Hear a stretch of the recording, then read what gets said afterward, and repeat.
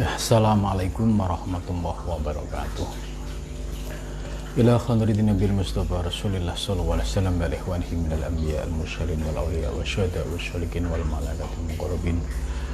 Khususun Syekh Fatluh Al-Burhan Puri wa khususun Syekh Samtin Sumatrani wa khususun Samtin Singkili wa khususun Syekh Abdus Sumar Al-Balman wa khususun Lahumul Fatihah. A'udzu billahi minasyaitonir rajim. Bismillahirrahmanirrahim. Alhamdulillahi rabbil alamin arrahmanir rahim maliki yaumiddin. Iyyaka na'budu wa iyyaka nasta'in ihdinas siratal mustaqim siratal ladzina an'amta 'alaihim ghairil maghdubi 'alaihim waladdallin. Amin. Bismillahirrahmanirrahim. Subhanaka la ilma lana illa ma 'allamtana innaka antal alimul hakim. La haula wala quwata illa billahil aliyyil azim.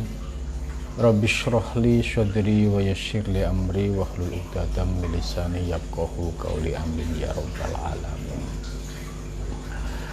Malam ini kita melanjutkan kajian kitab Mulakhasul Tuhfah ya.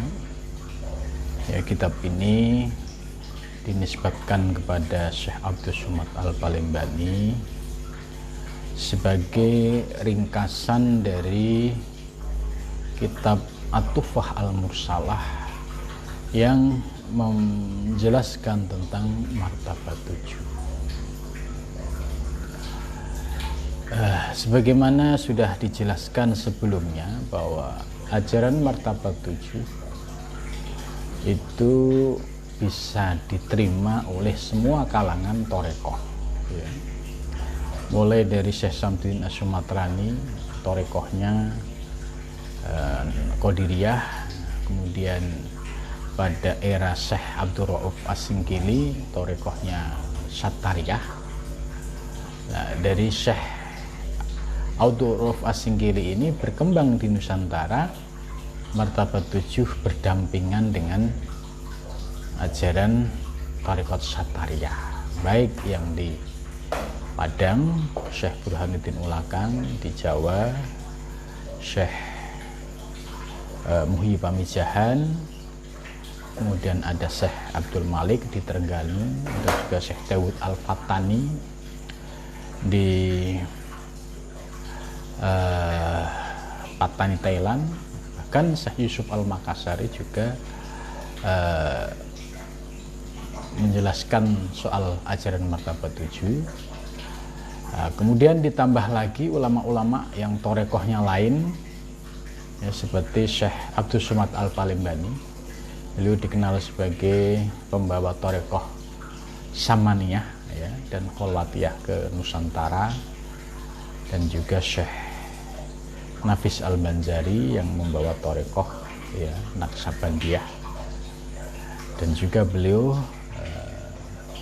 mengutip martabat 7. Jadi martabat 7 ini menjadi ajaran yang sangat ya, masyhur di Nusantara. Bahkan di kalangan istana banyak yang menjadikan ajaran martabat 7 sebagai rujukan, seperti Kesultanan Buton, kemudian termasuk Kesultanan atau ya, Keraton Surakarta, Yogyakarta. Nah, itu di sana banyak kita temukan salinan-salinan manuskrip martabat 7. Dari penjelasan minggu yang lalu ya, kita sudah masuk ke pembahasan akhir dari kitab Mulakhos yang dinisbatkan kitab ini ditulis oleh Syekh Abdus Somad Al-Palembani, membahas tentang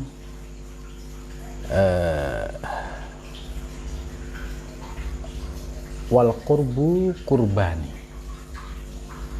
Jadi wal qurbu kurbani, qorbun nawafil wa qorbul faraid.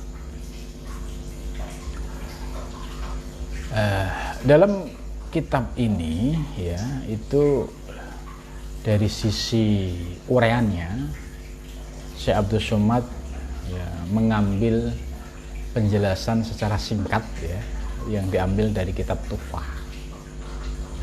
Ya, kemudian Syekh Abdul Somad ya, seperti dalam membahas soal al-qurbu kurbani, ini merupakan bagaimana mempraktekkan martabat 7 ini ya, dalam kehidupan yang nyata. Setelah membahas teori tentang martabat 7 dan hakikat wujud ya, kemudian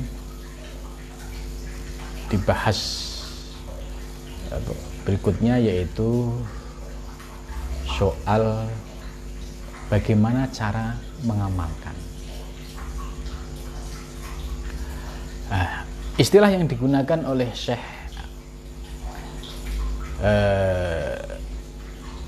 Fadlullah Al-Burhanpuri ya, karena kitab ini juga merujuk ke sana, itu menggunakan istilah al-qurbu. Itu bagaimana prakteknya mengamalkan martabat 7 ini. Maka al-qurbu ada dua. Yang pertama nawafil, yang kedua fardhu. Apa perbedaan dari nawafil dan fardhu? Qurbun nawafil di sini dijelaskan wa fal awwal yazulu sifat al-basyariyah, yaitu menghilangkan sifat-sifat kemanusiaan, wa dhuhur sifatihi, dan menampakkan sifat-sifat Allah.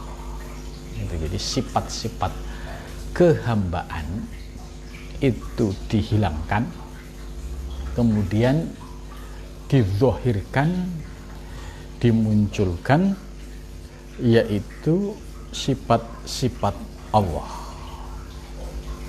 Ta'ala. Bagaimana yang dimaksud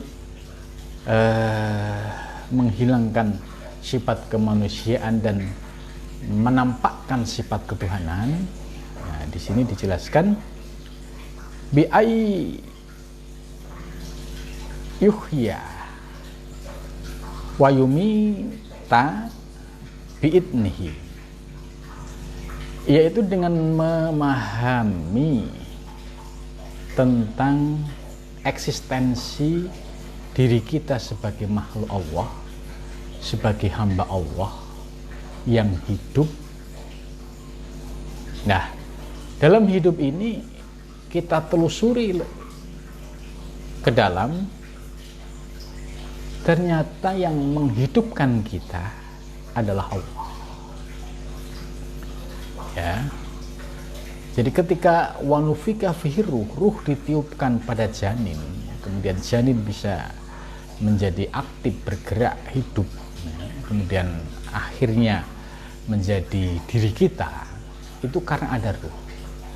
Dan ketika di dalam diri kita ada ruh, maka dampak yang akan dirasakan adalah struktur tubuh dalam diri kita ini bisa berfungsi secara normal. Mata bisa melihat, telinga bisa mendengar, lesan bisa berbicara, tangan bisa bergerak aktif, ya. Ini semua kuncinya karena ada ruh. Dan ruh itu min amri Rabbi, yaitu dari sumbernya dari Allah Subhanahu wa ta'ala. Maka ketika kita bisa bicara, bisa melihat, bisa mendengar, maka hendaklah semua ini dikembalikan kepada Allah Subhanahu wa ta'ala. Saya bisa mendengar karena ada ruh, dan ruh dari Allah. Berarti pendengaran saya adalah anugerah dari Allah Subhanahu wa taala. Mata bisa memandang. Ya, Allah menciptakan kornea mata. Tapi kalau kornea mata nggak ada ruh, kornea mata tidak bisa melihat. Sebab kornea mata bisa berfungsi normal kalau ada ruh sehingga bisa melihat objek yang dilihat. Maka pada saat kita melihat objek, maka harus diyakini dalam i'tiqad kita bahwa kita bisa memandang, melihat hakikatnya dari Allah Subhanahu wa taala. Gitu. Jadi ini teknik bagaimana menghilangkan sifat-sifat basyariah. Sebab kalau kita tidak punya teknik seperti ini, yang ada hanya keakuan. Siapa yang mendengar? Ya saya. Gitu. Siapa yang melihat? Ya saya. Sayanya yang muncul. Maka orang-orang yang seperti ini, ya, istilahnya sayanya terlalu dominan, dampaknya itu mudah menjadi orang yang sombong. Misalkan dia orang yang berilmu, karena tidak bisa mengembalikan bahwa hakikat ilmu kita itu milik Allah, karena dia terhijab, maka yang dilihat adalah dirinya. Ini ilmu siapa? Ilmu saya. Maka yang akan muncul adalah keakuan, kesombongan. Kalau sudah sombong, akan merendahkan orang lain. Dan ini pintu iblis masuk ke dalam diri seseorang. Kenapa demikian? Karena hatinya tidak tersentuh oleh ajaran-ajaran hakikat seperti ini. Maka yang ada adalah aku, ya, tidak bisa mengembalikan kepada Allah Subhanahu wa taala. Ya, maka bersyukur kalau kita ini bisa memahami teori ini, kemudian kita bisa mengamalkan. Itu satu anugerah yang istimewa, karena ini bagian dari rezeki rohani, sehingga kita bisa memahami aspek hakikat di dalam diri kita. Lebih jauh lagi, ya, kalau di sini hanya mengambil sampel dua, hidup dan mati. Kalau kita kaitkan dengan 7 sifat ma'ani, ya, 7 sifat ma'ani ini adalah sifat Allah. Sifat ma'ani itu sifat yang melekat pada Allah. Sedangkan maknawiyah itu perwujudan dari ma'ani. Nah, 7 sifat ma'ani ini, ya, karena kita ini hidup, dan hidup kita sebab ada ruh, dan ruh itu min amri Rabbi. Maka 7 sifat ma'ani yang ada di dalam diri kita ini sesungguhnya adalah milik yang empunya, milik Allah Subhanahu wa taala. Contoh kudroh, ya, yang punya kudroh ya hakikatnya Allah. Nah, kita sebagai hamba, karena kita ini makhluk ciptaan Allah, di dalam diri kita itu ada ruh, kita bisa punya kudroh, kuasa, bisa punya irodah, bisa punya sama, bisa punya basor, punya kalam, ya, kemudian hayun, hidup, kemudian kalam, berbicara. Ini kalau kita urut semua, ya, ini hakikatnya semua adalah milik Allah. Gitu.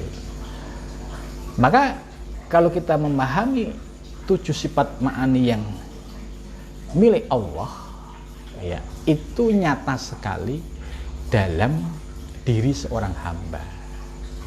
Maka bagi seorang hamba yang memahami ilmu hakikat, itu akan mudah mengembalikan kepada pemiliknya. La qudrata illallah. Karena hakikatnya yang kuasa hanya Allah. La irodata illallah. Tidak ada kuasa kecuali kuasa Allah. la syam'a illallah, la basyara illallah, la kalama illallah, la hayya illallah. Itu. Maka akhirnya sesuai dengan Qorbun Nawafil, akhirnya hilanglah sifat-sifat basyariah tadi yang suka mengaku-ngaku, ya. Itu akhirnya menjadi runtuh, wa yazulu sifatal basyariah. Kemudian yang dimunculkan wa dhuhur sifatihi, dimunculkan sifat-sifat Allah Subhanahu wa ta'ala. Akhirnya kita menyadari tidak ada kudrah kecuali kudrah Allah, tidak ada iradah kecuali iradah Allah, tidak ada hidup kecuali hidup Allah, tidak ada sama kecuali sama Allah, tidak ada basyar melihat. Akhirnya kita merasakan la haula wala quwata illa billah. Gitu. Ini kan teori ini sangat penting sekali.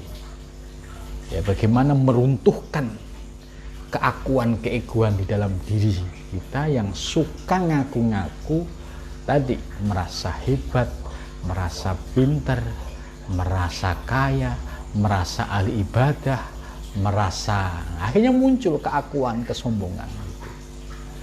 Maka orang yang ahli ibadah atau ulama manapun yang tidak tersentuh dengan ilmu hakikat semacam ini, itu untuk bersifat kibir itu lebih tinggi. Potensi untuk sombong itu tinggi. Sehingga mudah menjelekkan orang lain, mencaci orang lain. Gitu. Ini karena hatinya tidak tersentuh oleh ilmu-ilmu hakikat. Dan tidak tersentuh juga kajian-kajian ilmu tasawuf. Nah, teori martabat 7 ini yang terkait dengan cara menghilangkan sifat-sifat basyariah dan menampakkan sifat-sifat ketuhanan ini oleh para pengamal thariqah, ya, ini dikaitkan dengan zikir nafi isbat la ilaha illallah.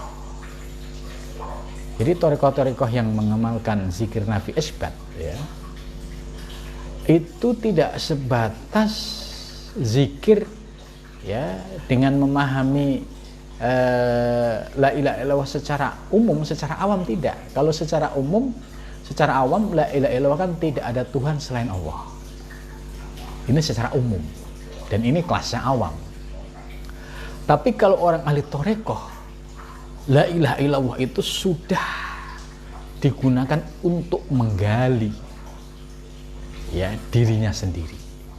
Tadi contoh dengan la ilaha illallah dipahami maknanya, akhirnya merasakan tidak ada kudrah kecuali kudrah Allah, tidak ada iradah kecuali iradah Allah. Ya, jadi kalimat yang keluar adalah la ilaha illallah, tapi makna yang diperoleh adalah ay la qudrata illallah, la iradata illallah, la syam'a illallah, la basyara illallah, la hayya illallah, la kalama illallah. Sehingga akhirnya hilang keakuan dan kesombongannya. Yang ada adalah kebesaran Allah Subhanahu wa ta'ala.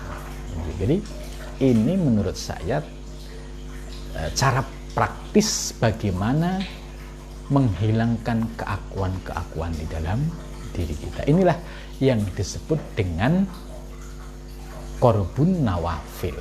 Itu Qorbun Nawafil. Nah, kemudian yang kedua disebut Qorbul Faraid, ya. Apa yang dimaksud Qorbul Faraid? Qorbul Faraid yaitu al-fana bil kuliyah an jami'il bariyah hatta an nafsihi bihaitsu lam yabqa illa wujudul haqqi subhanahu wa ta'ala. Gitu. Jadi menariknya martabat 7 ini ya oleh para ulama-ulama seperti Syekh Fatullah Al-Buranpuri dan juga Syekh Abdul Somad Al-Palembani itu memberikan bagaimana cara mengamalkan secara praktis gitu. Maka kalau kita paham teori ini kemudian kita amalkan dalam kehidupan sehari-hari, maka ilmu ini akan berbuah menjadi amal. Maka buah dari amal ini akan mendapatkan pencerahan-pencerahan rohani yang disebut dengan ma'arif robbaniyah, asrarul uluhiyah. Ya. Kembali ke cara yang kedua yang disebut dengan qorbul faraid.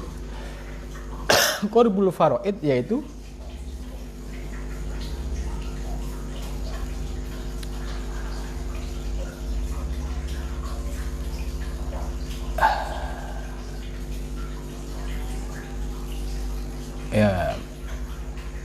al-fana bil kuliah. Fana bil kuliah. Jadi merasa sirna.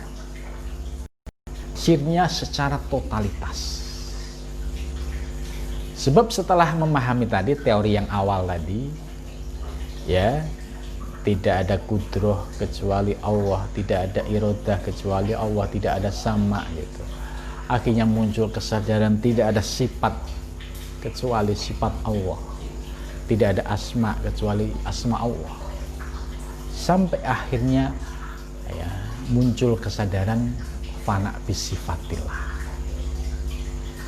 Ya, maka ketika qorbul faraid ini ya al-fana bil kulliyah an jam'il bariyah, yaitu sirnanya kesadaran tentang tidak ada wujud di alam semesta. Jadi bariyah itu alam semesta ya. Hatta an nafsihi, sampai dirinya itu sirna gitu. Jadi hilang kesadaran, itu yang disebut fana bil kulliyah, yaitu hilang kesadaran kemakhlukan karena sudah memahami yang hakikat tadi, buah dari zikir istiqomah nafi isbat ya, kemudian mendapatkan pencerahan secara rohani, akhirnya bisa menyadari betul, oh iya ternyata ya hakikatnya tidak ada wujud kecuali Allah. Maka fana ini sampai an-nafsihi, dia melihat dirinya, dia langsung ingat kepada Allah. Jadi ketika melihat dirinya yang diingat Allah, karena saya menjadi ada karena ada yang mengadakan, yaitu Allah. Kemudian melihat objek di kehidupan nyata. Kehidupan nyata banyak sekali beragam manusia dengan karakternya dan juga makhluk-makhluk yang lain. Nah, dia selalu bisa melihat Allah Subhanahu wa Ta'ala di balik dari semua makhluk. Sebab makhluk ini menjadi ada karena Allah yang mengadakan. Makhluk ini menjadi ada karena diciptakan oleh Allah Subhanahu wa Ta'ala. Ini akhirnya muncul kesadaran secara totalitas bahwa tidak ada wujud kecuali wujudul haq gitu. Jadi wujudul haq itu artinya wujud alam semesta ini ya secara i'tiqad dia bisa mengembalikan kepada Allah Subhanahu wa Ta'ala. Tapi secara verbal, secara hubungan sosial kemasyarakatan ya harus dalam aturan syariat gitu. Bahwa kesadaran fana tadi itu sifatnya individual, akidah ya, tidak boleh untuk diucapkan, tapi itu cukup untuk diyakini. Sedangkan ketika bermuamalah, berkomunikasi dengan banyak orang ya menggunakan bahasa-bahasa secara umum atau bahasa syariatnya. Tidak boleh yang sifatnya batin kemudian didzuhirkan, nanti akan menimbulkan fitnah dan masalah. Nah, ini etika yang diajarkan oleh para ulama hakikat. Setelah paham hakikat, kemudian ditutup kembali dengan baju syariat sehingga rapi nampak lahiriahnya, terlihat rapi, akan tetapi batiniahnya yang sudah dipenuhi dengan ilmu-ilmu hakikat ini tetap menjadi rahasia pribadi dengan Allah Subhanahu wa Ta'ala. Ini adalah praktek yang benar. Nah, seringkali muncul praktek yang menimbulkan masalah.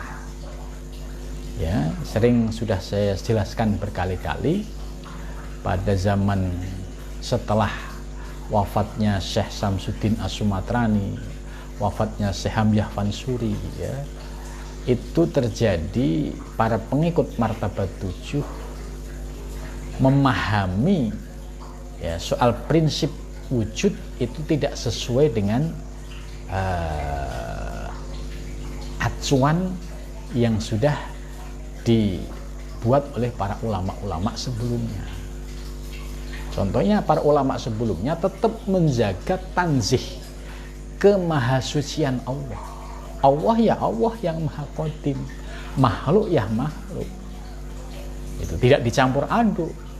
Nah, pada saat itu terjadi campur aduk.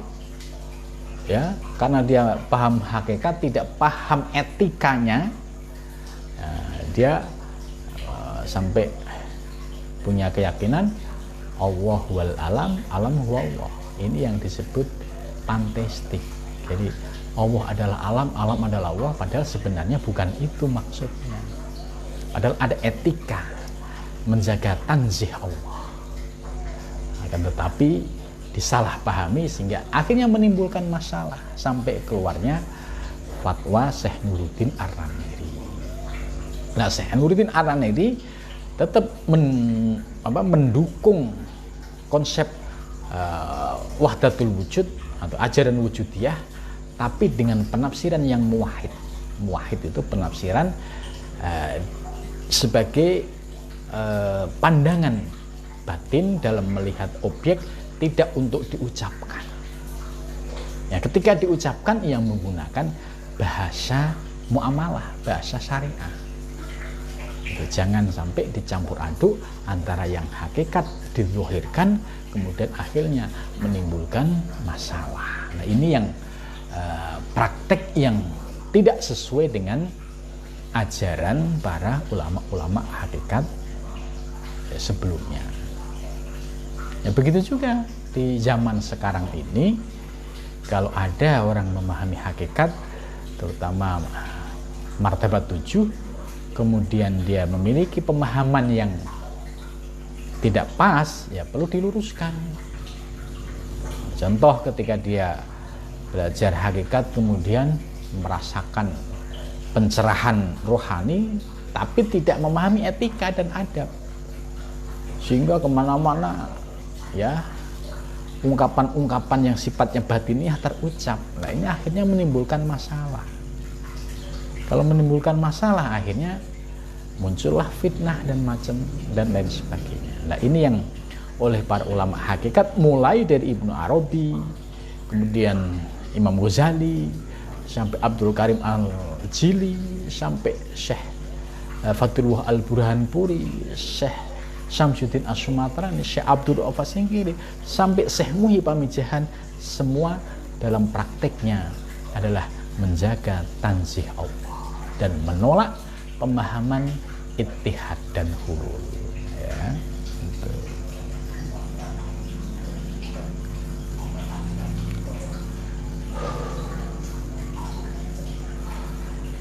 Ini jadi bihaisu lam yabqa illa wujudul haq. Ya, jadi sehingga tidak tersisa sedikit pun dalam melihat wujud alam semesta ini, yang ada adalah al-haq subhanahu wa ta'ala. Artinya melihat objek yang ada di alam semesta, hatinya selalu bisa mengembalikan kepada Allah, lesannya terjaga, tapi langsung terkoneksi bisa mengembalikan kepada Allah Subhanahu wa Ta'ala.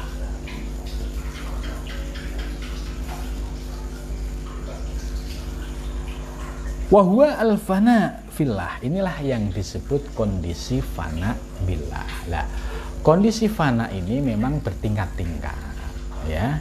Ada kalanya fana bil ilmi, fananya baru sebatas ilmu.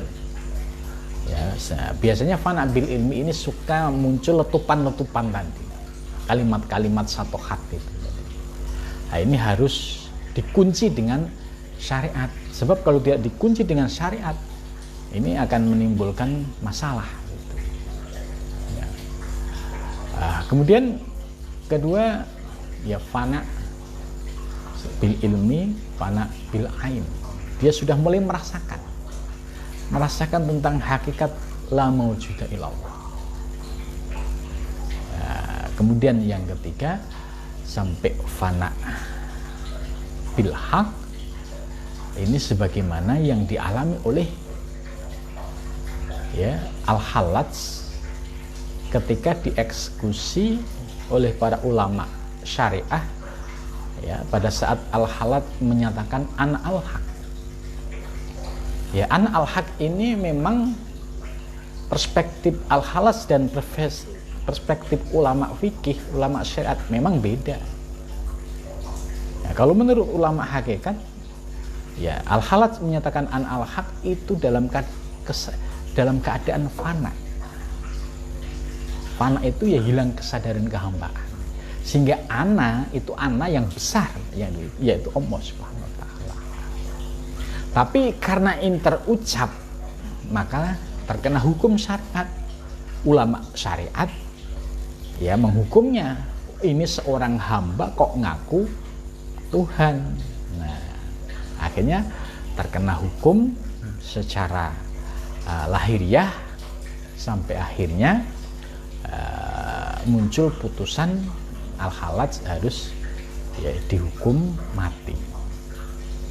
Bagi al-Hallaj, karena sudah tidak ada kesadaran di dalam dirinya kecuali kesadaran dalam wujudul haq, maka apapun keputusan ulama-ulama fikih tadi ya diikutin, karena al-Hallaj melihat ulama-ulama fikih itu juga sebagai dhuhurul haq. Gitu.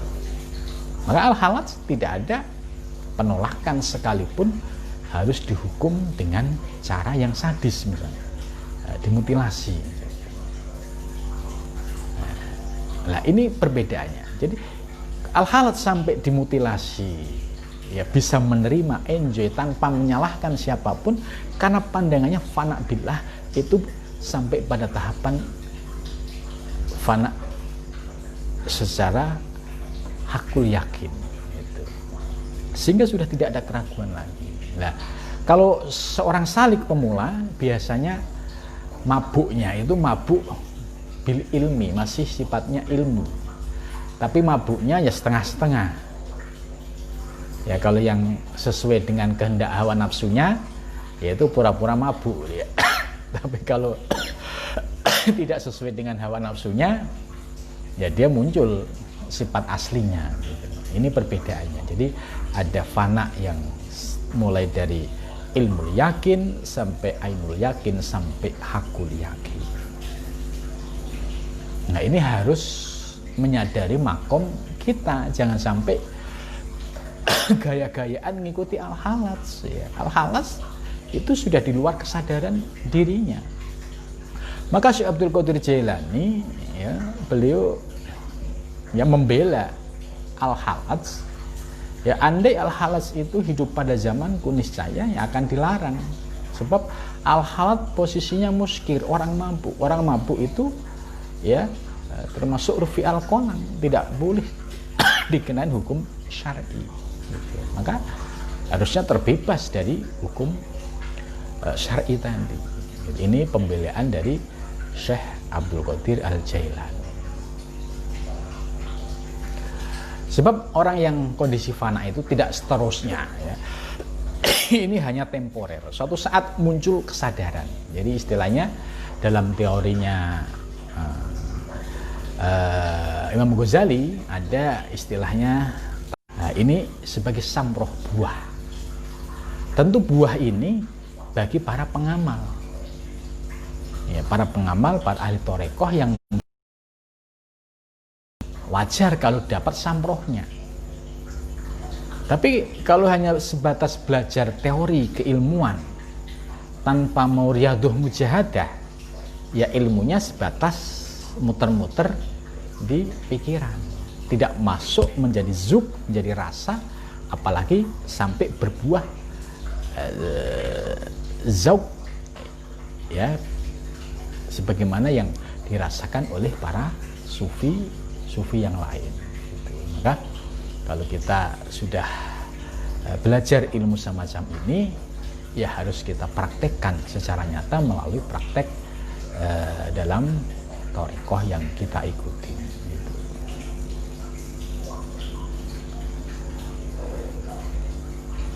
Kemudian summal qailun, ya, kemudian orang-orang menyebut bahwa kondisi seseorang yang sebagaimana tadi, yaitu hilangnya kesadaran kehambaan yang ada hanya kesadaran melihat wujud al-haq subhanahu wa ta'ala, maka inilah yang disebut dengan istilah wahdatul wujud. Akan tetapi istilah wahdatul wujud ya harus dipahami secara utuh, tetap berpegang pada akidah Asy'ariyah, yaitu menjaga sifat tanzih Allah. Itu sebab Ibnu Arabi sendiri yang dikenal sebagai tokoh yang mengajarkan wahdatul wujud, Ibnu Arabi sendiri tidak menggunakan istilah wahdatul wujud. Itu kan unik. Sebab istilah wahdatul wujud ini, ya, istilah yang dimunculkan oleh Al-Qunawi, murid dari Ibnu Arabi, ya, dinisbatkan sebagai ajaran Ibnu Arabi. Tapi Ibnu Arabi tidak memakai, sebab istilah wahdatul wujud secara teknis ini ada problem, karena menyatukan dua wujud, hamba dan Tuhan. Penyatuan ini, dua entitas ini sesuatu yang tidak mungkin terjadi. Begitu juga Ibnu Arabi menolak ittihad dan hulul. Ittihad itu menyatunya seorang hamba pada Allah, sedangkan hulul itu menjelmanya Allah kepada hamba. Dan konsep ini ditolak oleh Ibnu Arabi sendiri, dan juga Syekh Abdul Karim Al-Jili menolak, termasuk Syekh Fathrullah Al-Burhanpuri juga menolak, kemudian Syekh Abdul Rauf Asingkiri juga menolak, ya, dan ulama-ulama yang lain juga menolak. Sebab kalau ini di pemahamannya bersifat ittihad dan hulul, ya ini secara teori ini ada pemahaman yang tidak tepat, itu sehingga istilah ittihad dan hulul itu tidak dipakai oleh para ulama-ulama muhaqqiqin. Tapi terkait dengan pengalaman rohani ketika seseorang itu istiqomah dalam zikir riyadhah mujahadah, kemudian merasakan apa yang dijelaskan tadi, yaitu perasaan fana billah. Nah, itu oleh Ibnu Arabi dijelaskan bahwa para sufi yang mengamalkan riyadhah mujahadah, zikir, suatu ketika merasakan pengalaman spiritual, ya sama akan merasakan hal yang sama. Gitu. Nah, pengalaman spiritual ini kalau diistilahkan, istilah ini tidak bisa menampung. Maka tadi penggunaan istilah ittihad hulul ini tidak diterima oleh para ulama-ulama muhaqqiqin. Ya.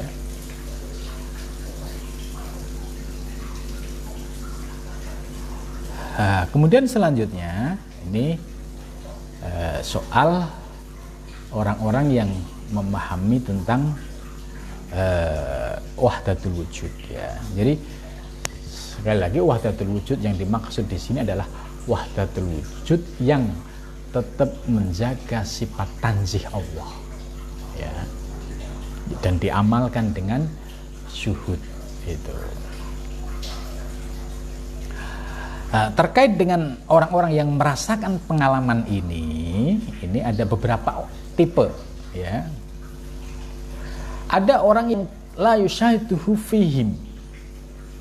Ada kalanya orang tidak menyaksikan Allah fihim di alam semesta ini karena terhijab. Ini satu. Kemudian ada dua, minhum man yushahidu bil qalbi wal hal. Yang kedua, ada orang yang menyaksikan Allah di dalam hati dan hal. Hal itu sebuah perasaan yang dirasakan oleh seorang pejalan, itu hal. Kemudian wa huwa a'lam min ulaika. Dia ini lebih tinggi daripada yang pertama. Kemudian yang ketiga, ada orang yang menyaksikan Allah fil haqqi, dalam memandang Allah, wal khalqi, dan memandang makhluk.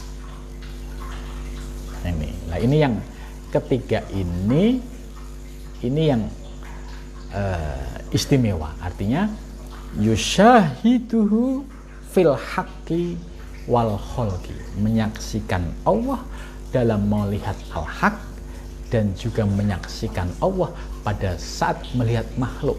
Karena ketika melihat makhluk, yang dilihat adalah hakikatnya. Oh, makhluk ini ada karena Allah yang mengadakan, Allah yang menciptakan, maka semua gerakan makhluk ini kembali kepada Allah Subhanahu wa taala. Nah, maka penyatuan al-haq dan al-khalqi ini tidak diterima. Tapi kalau yushahiduhu fil haq wal khalqi bisa diterima.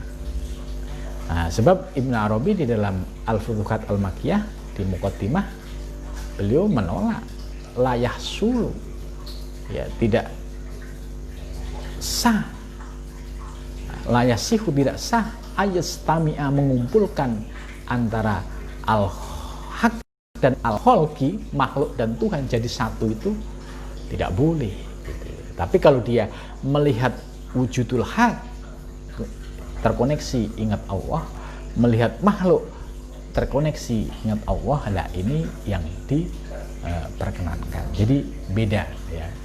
Kalau yang ditolak oleh Ibnu Arabi adalah ayastami'a al-khalqa wal haq, ini yang ditolak. Tapi kalau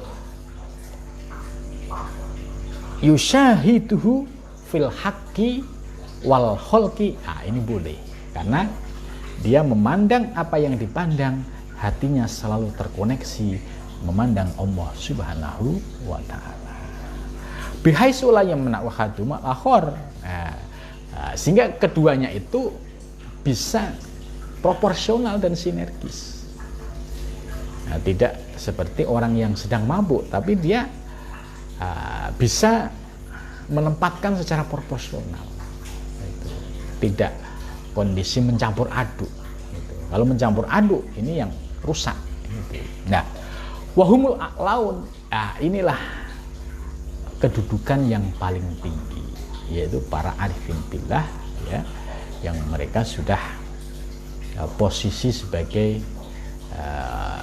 orang-orang yang muntahi, orang-orang yang sudah mencapai puncak perjalanan menuju Allah Subhanahu wa taala. Wahumul anbiya, mereka adalah para nabi. Jadi para nabi semua merasakan pengalaman spiritual seperti ini. Wal aqtab, dan para wali kutub juga merasakan seperti ini. Bi mutaba'atihim, ya, dengan para pengikutnya, ya. Kemudian selanjutnya, ya, bahwa waminal muhal, dan termasuk sesuatu yang impossible, yang tidak mungkin terjadi, adalah orang memperoleh martabat tadi, bisa menyaksikan Allah, ya, di dalam melihat wujud al-haq dan dalam melihat itu tidak bisa diperoleh bagi orang yang telah menyalahi syariat dan torekoh. Jadi ini penegasan. Dengan kata lain, kalau Anda ingin bisa merasakan praktek wahdatul wujud tadi dengan ada 3 tingkatan tadi, dan yang terakhir adalah yang istimewa, itu harus melalui jalan syariat torekoh dan makrifah yang benar. Kalau ada orang khalafah syariah, dia meninggalkan syariah, mustahil dia, mafhum mukhalafah daripada makalah ini, mustahil dia akan bisa merasakan pengalaman sebagaimana yang dijelaskan dalam kitab ini. Jadi orang yang bisa merasakan anugerah ruhani seperti tadi itu adalah orang yang disiplin dalam syariatnya. Waya sholat ya sholat, waya jamaah ya jamaah, waya zikir ya zikir, waktunya kerja ya kerja, dia waktunya bermasyarakat ya, wat torekoh ya, dia disiplin dalam pengamalan torekoh, zikirnya diamalkan secara istiqomah. Maka orang-orang yang posisinya berjalan di atas syariah torekoh dan hakikat inilah yang akan bisa merasakan pengalaman spiritual tadi yang dijelaskan pada pembahasan sebelumnya. Yaitu yang istimewa adalah wa minhum man syahadahu fil haqqi wal haqqi fihi bihaitsu la yamna'u ahadumal akhar. Nah, inilah yang disebut dengan pandangan syuhud. Syuhud yaitu mata memandang, hatinya senantiasa bisa mengembalikan kepada Allah Subhanahu wa taala. Ya, inilah penjelasan dari Syekh Abdus Somad Al-Palembani terkait ringkasan kitab Tuhfah Al-Mursalah.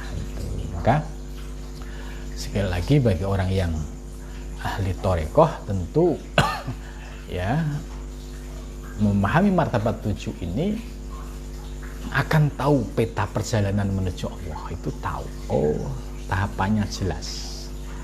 Ya, musuhnya kita sudah tahu. Hambatannya kita sudah tahu. Prakteknya sudah tahu. Tinggal istiqomah. Ya, istiqomah ya dari rutinitas sehari-hari ya, kita jangan sampai meninggalkan wadifah zikir. Ya, jangan sampai kita meninggalkan riyadhah mujadah, karena semua itu tujuannya adalah untuk bisa sampai usul ilallah subhanahu wa ta'ala. Ya. Mudah-mudahan dengan memahami martabat 7 yang disampaikan oleh Syekh Abdus Somad Al-Palembani, kita semakin terbuka wawasan ya, khazanah intelektual para ulama ya, tasawuf di Nusantara ini.